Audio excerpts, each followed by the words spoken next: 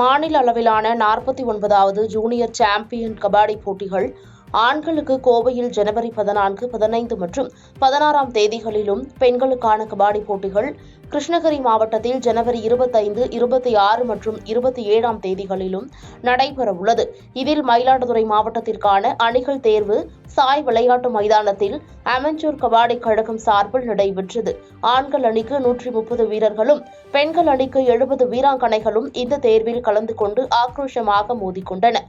2 நாட்கள் நடைபெற்ற தேர்வின் முடிவில் ஆண்கள் அணியில் 17 வீரர்களும், பெண்கள் அணியில் 20 வீராங்கனைகளும் தேர்ந்தெடுக்கப்பட்டனர்.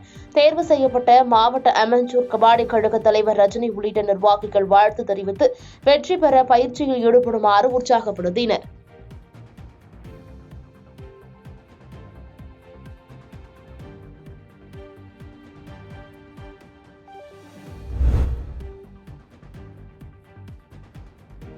திருவண்ணாமலை மாவட்டம் செங்கம் ஒன்றியம் மற்றும் நகர தேமுதிக சார்பில் மறைந்த தேமுதிக தலைவர் விஜயகாந்தின் 11ஆம் நாள் நினைவேந்தல் அமைதி பேரணி அனைத்துக் கட்சி சார்பில் செங்கம் திமுக சட்டமன்ற உறுப்பினர் மூபேகிரி மற்றும் தேமுதிக தெற்கு மாவட்ட செயலாளர் நேரு தலைமையில் நடைபெற்றது.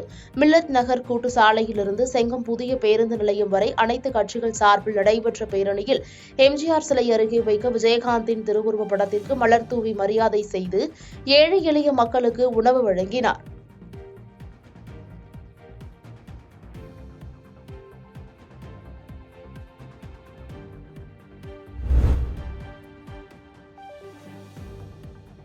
தேமுதிக தலைவர் விஜயகாந்தின் 11ஆம் நாள் நினைவு தினம் அனுசரிக்கப்பட்டது. இந்நிலையில் கிருஷ்ணகிரி மேற்கு மாவட்டம் ஒசூர் அடுத்த சப்பட்டி என்னும் கிராமத்தில் தேமுதிக சூளகிரி ஒன்றிய செயலாளர் அப்துல் ரஹீம் தலைமையில் கேப்டன் விஜயகாந்த் அவர்களின் படத்திற்கு தேமுதிகவினர் மாலை அணிவித்து மரியாதை செலுத்தினர். பின்னர் விஜயகாந்த் அவர்களின் நினைவாக 500 பேருக்கு முட்டையுடன் கூடிய சிக்கன் பிரியாணி வழங்கப்பட்டது.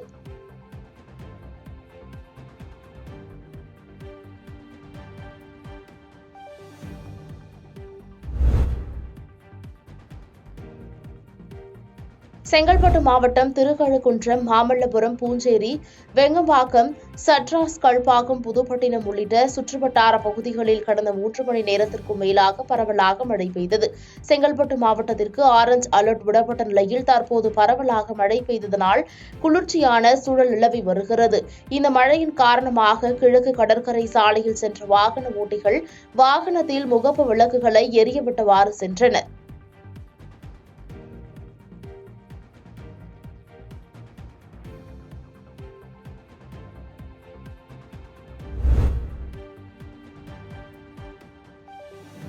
மயிலாடுதுறையின் முக்கிய அடையாளங்களில் ஒன்றாக திகழ்வது மாயூரநாதர் கோயில் யானை அபயாம்பிகை.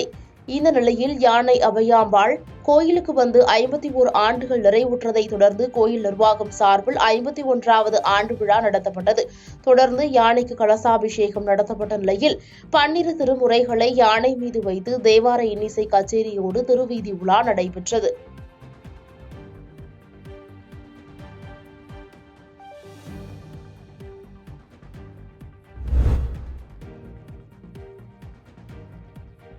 கிருஷ்ணகிரி மாவட்டம் கொத்தலம் கிராமத்தில் தமிழக விவசாயிகள் சங்கத்தின் துவக்க விழா மற்றும் தமிழக விவசாயிகள் சங்கத்தின் ஆலோசனைக் கூட்டம் நடைபெற்றது.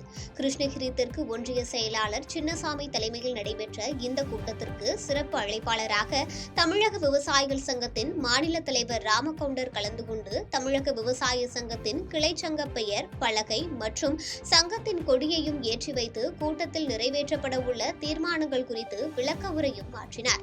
இதனைத் தொடர்ந்து செய்தியாளர்களை சந்தித்த ராமகவுண்டர் அனைத்து சுங்கச்சாவடிகளிலும் விவசாயிகள் கொண்டு செல்லும் விளைபொருட்களுக்கு சுங்க வரி வசூல் செய்வதை மத்திய அரசு தடை விதிக்க வேண்டும் உள்ளிட்ட கோரிக்கைகள் விரைவாக தீர்க்கப்பட வேண்டும், இல்லையெனில் KRP அணையில் இறங்கி நிலம் மீட்பு போராட்டத்தில் ஈடுபட உள்ளதாக தெரிவித்தார்.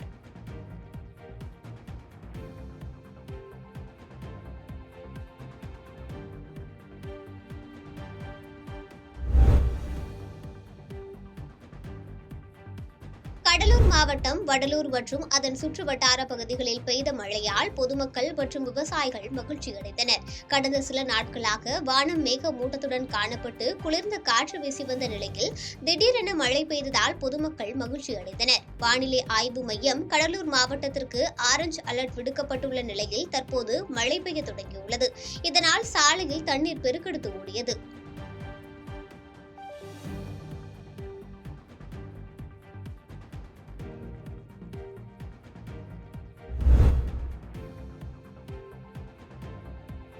புதுக்கோட்டை சட்டமன்ற தொகுதி மேம்பாட்டு நிதியிலிருந்து புதுக்கோட்டை சட்டமன்ற தொகுதி நகராட்சிக்கு உட்பட்ட 34, 37 ஆகிய வார்டு பகுதிகளுக்கு நியாய விலை கடைக்கு புதிய கட்டிடம் அமைப்பதற்கான அடிக்கல் நாட்டு நிகழ்வு நடைபெற்றது.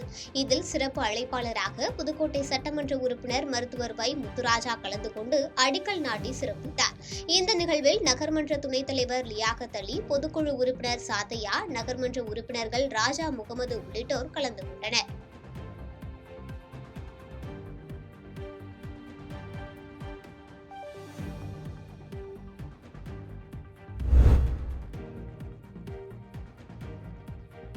நாமக்கல் மாவட்டம் பள்ளிப்பாளையம் அக்ரஹாரம் ஊராட்சியில் வடிகால் மற்றும் கான்கிரீட் சாலை, சமுதாய வளாகம் அமைத்தல் உள்ளிட்ட திட்ட பணிகளுக்கான பூமி பூஜை நிகழ்வானது நடைபெற்றது.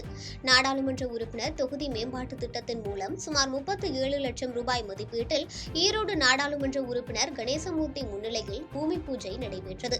மேலும் இந்த நிகழ்வில் மதிமுக மாவட்ட பொருளாளர் சிவம், பள்ளிப்பாளையம் அக்ரஹாரம் ஊராட்சி மன்ற தலைவர் வசந்தி வெங்கடாச்சலம் என ஏராளமானோர் கலந்து கொண்டனர்.